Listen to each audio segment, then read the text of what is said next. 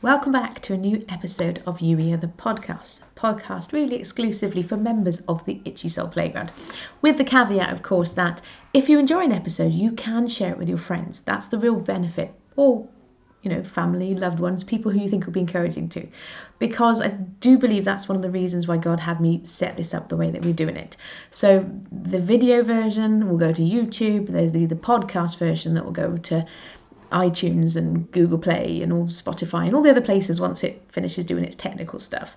But it means then that you can share it with somebody and they can be encouraged and you can have a conversation about it with you and your friends or your family.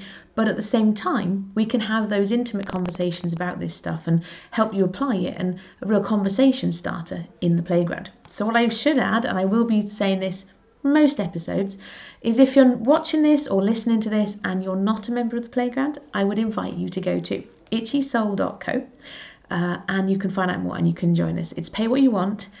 So really, if you're kind of interested in this stuff and you really would love to do this in community, there's no reason why you can't. So with that housekeeping note out of the way, today I want to start a conversation around something that I'm going to be calling cognitive diversity. Cognitive, brain stuff. Diversity, things that are different. Now, I can't say that I coined this phrase. I actually came across this. I heard it in a TED talk maybe 2 or 3 weeks ago. And it was a TED talk by a man who has ADHD. And he was talking about how his brain is wired a bit differently. Now, I've been on a bit of a journey with this stuff. I don't know, I don't know if I've got ADHD. Okay, rewind slightly. A few weeks ago, a friend of mine said, "Have you got ADHD?" And I'm like, I don't know, that seems ridiculous to me, because you say ADHD, you think of naughty schoolboys and people who fidget and can't pay attention and do poorly in school. But I did some reading, and the more quizzes and research and books, and there are aspects of the ADHD symptoms in adult women that I do identify with. So that sent me off on a whole other journey. I spent a long time when I was cutting the grass a few weeks ago with God. We quite often, it's one time where he knows I can't be distracted by anything else because it's just me and the lawnmower and him. And we had this conversation around actually, because ADHD, the last D stands for disorder. And what he said to me, look, it's not a disorder. The way that I wired your brain isn't an accident. I did it on purpose. There's a reason for it. And so part of the journey that I'm on and will continue to explore with you is this idea that sometimes these labels and these disorders or things that we are told traditionally are not good. What if that's actually perfect for the person that God created you to be? And we are going to be exploring this more. Like I say, I have no formal diagnosis. I have no need for a formal diagnosis as such. What it's about really is recognising the way that our brains are wired and allowing us to work with God and go, okay, I know this about myself.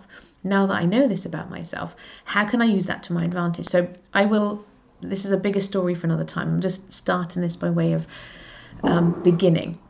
But I do believe that a lot of the systems that I now have in place, that all began when I started actually showing up fully me, that whole Youier thing, And so I actually do believe that God was saving me from myself. He knew and knows the way that my brain is wired. And so, for example, it's a bit of a running joke now that, if the kids want me to remind them of something or they need something for school, not at the moment. We have no school, not outside the house at least. But, in a normal, when we're not on lockdown, one of them needs to take something to school and they'll say, oh, can you remind me? Or will you ask me? Or will you help me do this thing? Or will you, whatever that thing is. It's a running joke now. I'm like, well, yes, text me because it will ping up on my phone and then I can set a reminder. All those systems, because I know my limitations. And so I guess what I really want to encourage you today, by way of starting this conversation, is I want you to start paying attention to those things and the way that your brain works. And I want to challenge you maybe to think about, actually, what if it's not a disorder, in inverted commas? What if it's actually nothing wrong with the way that you're wired? What if it's actually a gift? So I'm going to give you a concrete example of that, because why wouldn't I? It would be rubbish to put something out there and not give you an example. But my classic example of this is I find it incredibly easy to see those silver linings, to look around and see the wonderful and the brilliant. I get very easily distracted by all of the amazing things because of the way my brain is wired. And yes, that can be challenging sometimes. It's very easy, and I've shared with lots of you before the fact that part of my journey, I go, oh, this thing, and oh, that, and then I jump and never really give God enough time to go, well, shall we do this thing together? I'd be off into the races. So I am trying to be a little bit more deliberate around that stuff now. However, one of the real benefits of being somebody who does get really excited and can see the wonder and the brilliance and the amazingness and stuff very easily is it does help with silver lining spotting. And so, of course, like every other person on this planet, I'm not for 1 second suggesting that I never have times when I feel miserable. I'm very good at being grumpy, as my husband and kids will attest to, and they call me out on it. But when something happens, I don't sit in it for very long because I don't like it very much, and I find it easier than some people to feel those feelings and then lift out of them because of my way my brain is wired. And so I want to encourage you, start paying attention to the way that you think about stuff. And maybe the way that you think about stuff isn't normal, in inverted commas. I mean, I would remind you that normal is just a setting on the washing machine. There's no such thing as normal.